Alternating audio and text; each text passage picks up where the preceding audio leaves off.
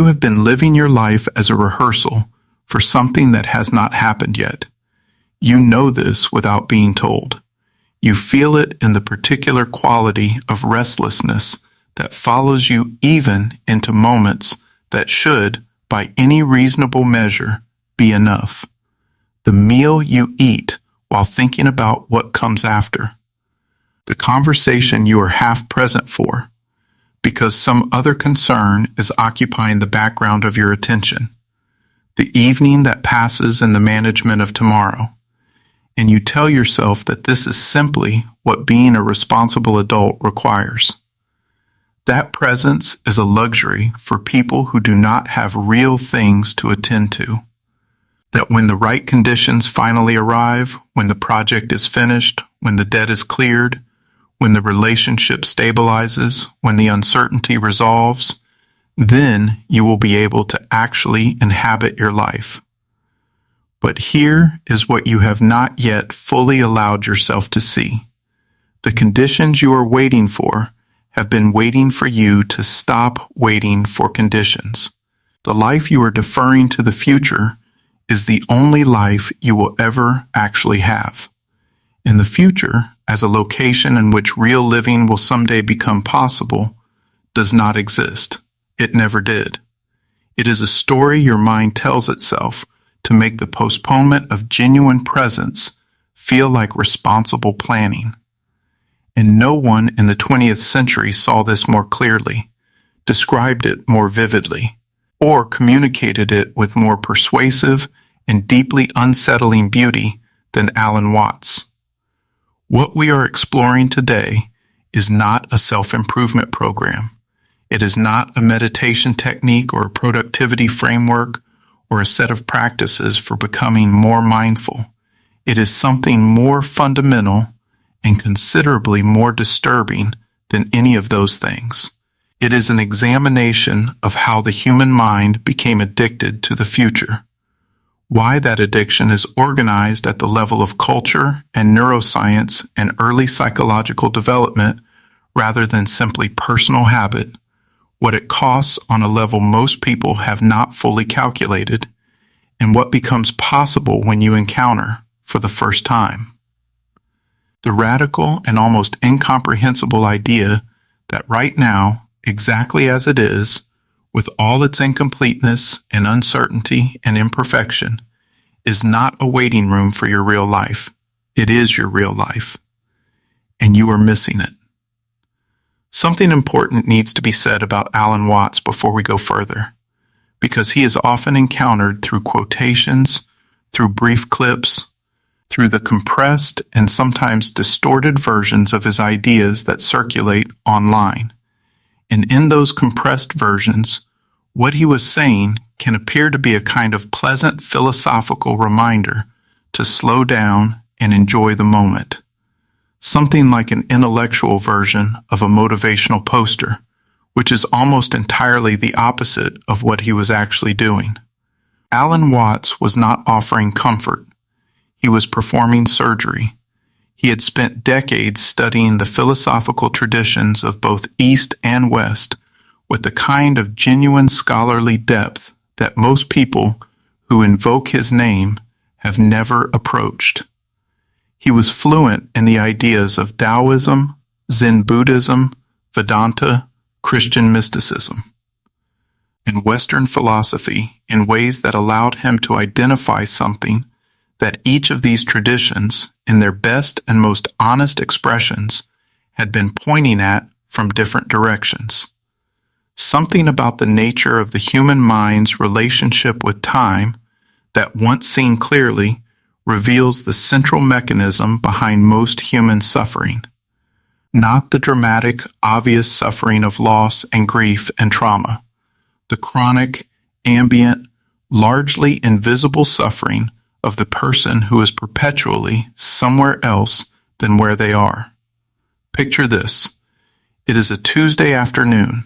You are sitting at your desk, or in your car, or at a table where other people are laughing, and somewhere beneath the surface of whatever you are doing, a process is running, a continuous, largely automatic process of evaluation, Is this enough? Is this where I should be? Am I ahead of where I should be at this point? What needs to happen next? What could go wrong? What have I not yet secured? This process does not stop when the immediate concerns are resolved. It simply finds new material. Because the process itself is not a response to circumstances. It is a habit of mind so thoroughly installed that most people cannot remember a time before it. And Watts believed that understanding where this process comes from and what it is actually doing is the beginning of the only freedom that is genuinely available to a human being. The neuroscience of what Watts was describing has been mapped with increasing precision over the past several decades. The human brain, uniquely among the creatures on Earth, has developed what researchers call the default mode network. The neural system that activates not when we are focused on an immediate task, but when we are not. When the mind is left to run without a specific demand on its attention. And what does the default mode network primarily do? It generates mental time travel. It simulates the past, rehearses the future, constructs hypothetical scenarios, runs comparative evaluations of present circumstances against imagined alternatives. It tells stories about who we are and what our life means in the context of a larger narrative that extends backward and forward in time far beyond the present moment. This capacity is genuinely extraordinary. It has produced civilization, science, art, philosophy, all the accumulated achievements of a species capable of imagining what does not yet exist and working to bring it into being. But it has also produced something else, a mind that is almost never where its body is, a mind that experiences the present not as the primary locus of reality, but as a temporary stopping point on the way to something else. Something better, something more resolved, something more definitively arrived at than the irreducible incompleteness of now. Watts observed this with the eye of someone who had spent years studying traditions that specifically and deliberately address it. The Zen Buddhist practice of koan meditation is not, in its deepest intention, a relaxation technique.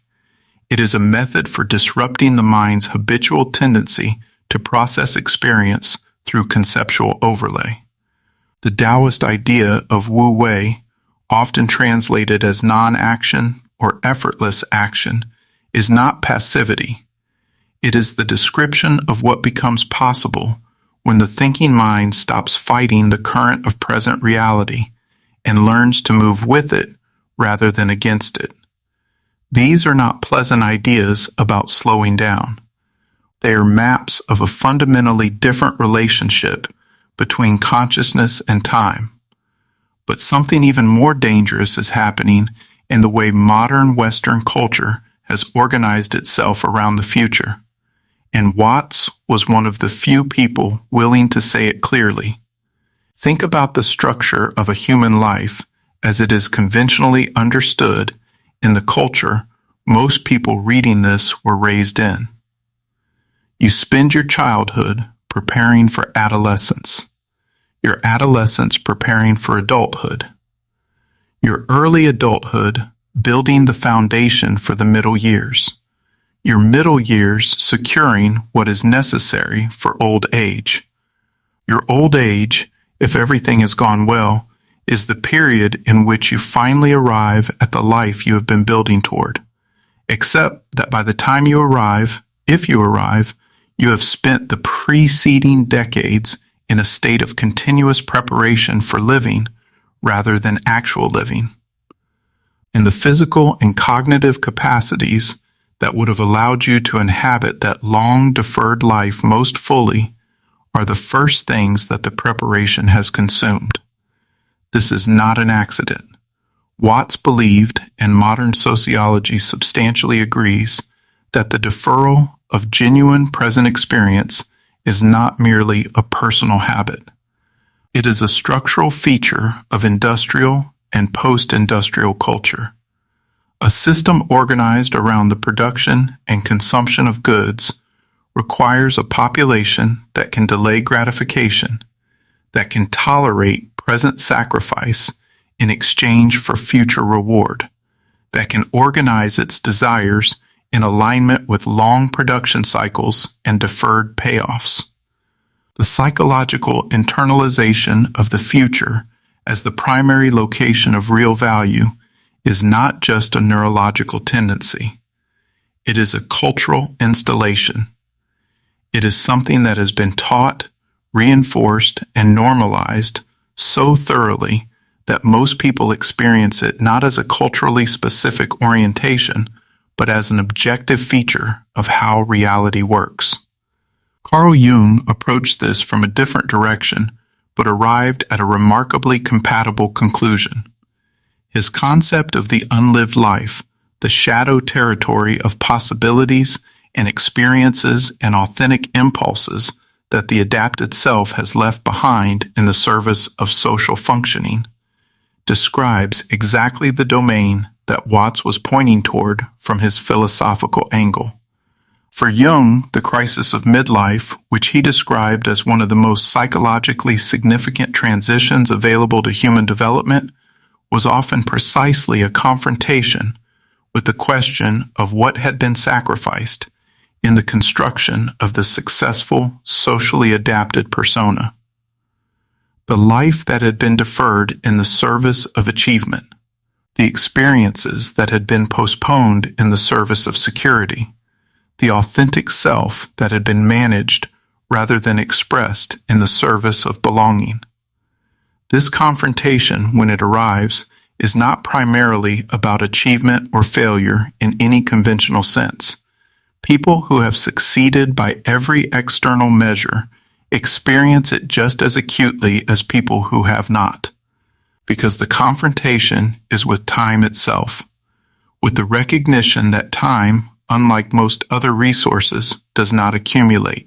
It passes, and what was not inhabited while it was passing was not saved for later. It is simply gone.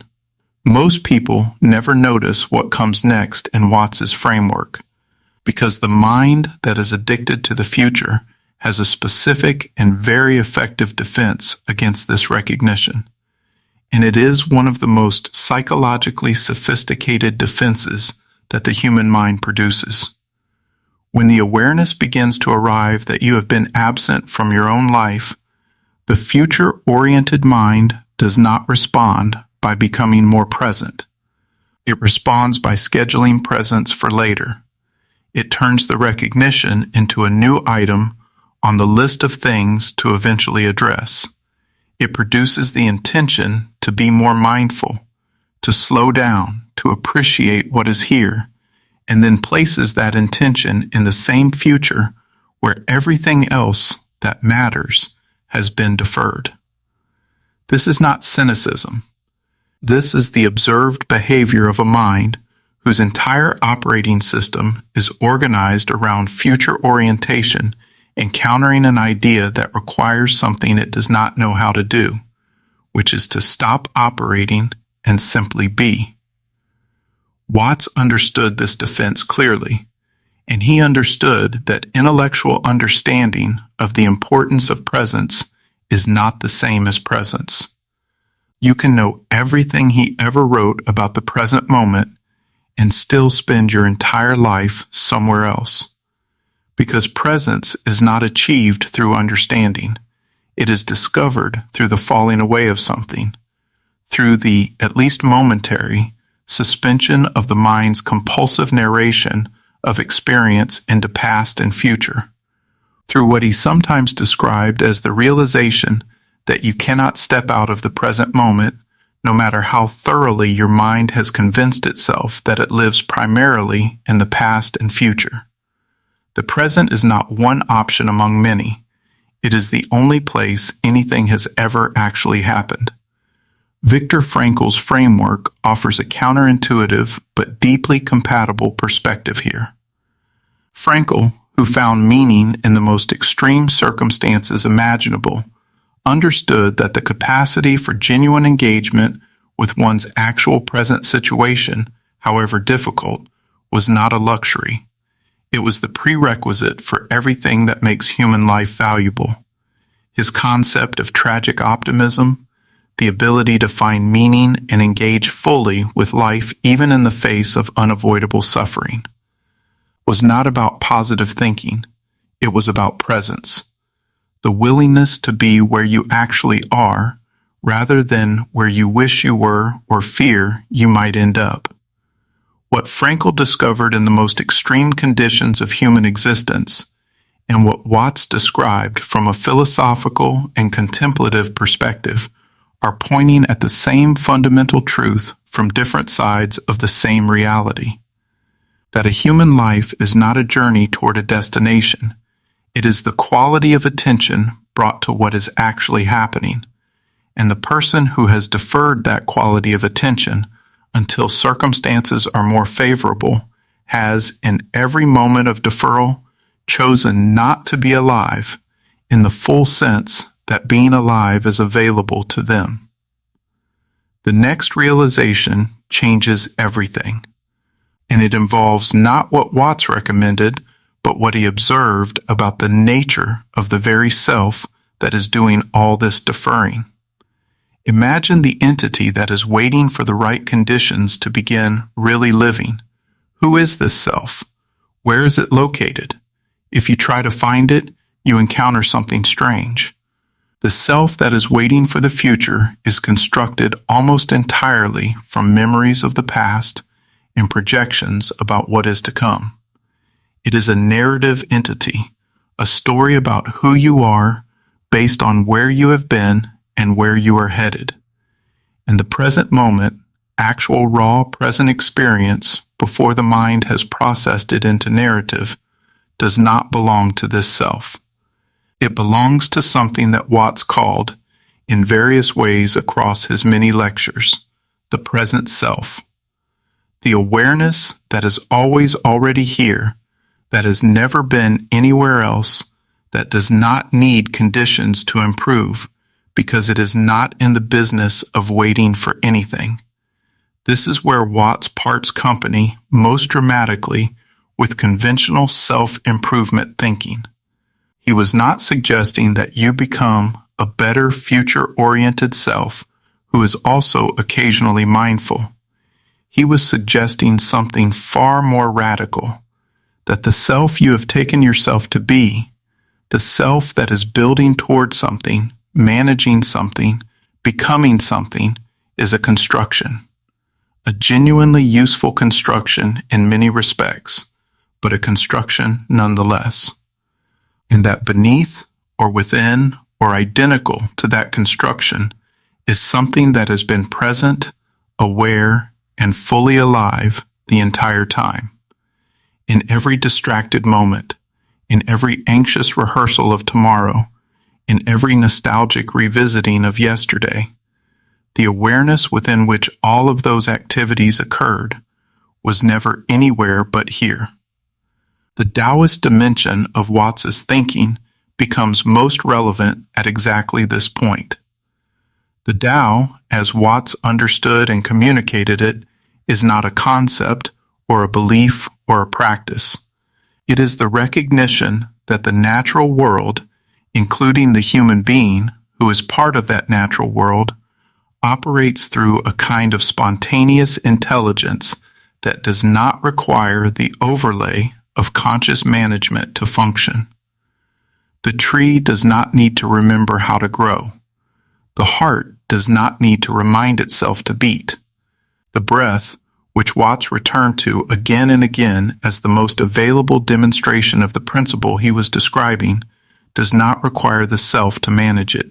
It happens, just as the present moment happens, just as life itself happens, not to you, through you, as you. Seneca, writing from a completely different cultural context, but with a strikingly similar urgency, described what he saw as the central tragedy of human life with a precision that Watts would have recognized immediately. People are everywhere and always complaining about the shortness of life, Seneca observed, while spending the life they have on things that do not constitute living. He was not moralizing. He was observing something structural about how human beings relate to time, that the experience of time as insufficient is almost always correlated with its being spent in a state of non-presence, that the person who is fully where they are rarely experiences time as running out, and the person who is perpetually somewhere else is never in possession of enough time, because they are never actually in possession of any time at all. Marcus Aurelius returned throughout the Meditations to the practice of perceiving each day, each situation, each present moment as complete in itself, not as a step towards something else, not as material for future retrospection or future improvement, simply as what it is in itself, with all its ordinary difficulty and ordinary beauty, available for full engagement right now. He was the ruler of an empire. He had more future-oriented responsibilities than almost any human being who has ever lived, and he chose, repeatedly, deliberately, against the grain of everything his position required of him, to return to the present as the only location in which anything real could actually happen. This is not escapism. This is not irresponsibility dressed up as philosophy. This is the recognition, available to anyone willing to look at it honestly, that the quality of everything you do in the service of the future is determined by the quality of your presence while you are doing it. The relationship you are building towards something better is already happening now, in the way you are or are not present with the person beside you. The work you are completing in service of a larger goal is already happening now, in the quality of attention you bring to this specific hour. The life you are constructing for the future is made entirely of present moments, and the present moment you are in right now, like every other one, will not wait for you to become ready for it. Watts once described the experience of genuine present awareness as coming home, not to a place, not to a memory, but to the recognition of something that was always already the case, that it only appeared to be absent because the mind was looking for it in the wrong direction, always toward what is coming or what has passed, never into the extraordinary, irreducibly immediate reality of what is actually here, right now, in this body, in this breath, in this moment that will never come again, and that you have, up until this instant, been allowing to pass while you attended to something else. Here is the question that stays, not as a problem to solve, as a recognition to sit with. If you knew with genuine certainty that the conditions you are waiting for were never going to arrive, that this was it, exactly as imperfect and unresolved and incomplete as it is, this breath, this room, this moment, in your one particular life that will not be given to you again, what would you stop waiting to begin? And is there any honest reason you cannot begin it now? If this kind of deep philosophical exploration resonates with you, if you find yourself wanting to go further beneath the surface of how we think and what we believe about ourselves and our lives, consider subscribing.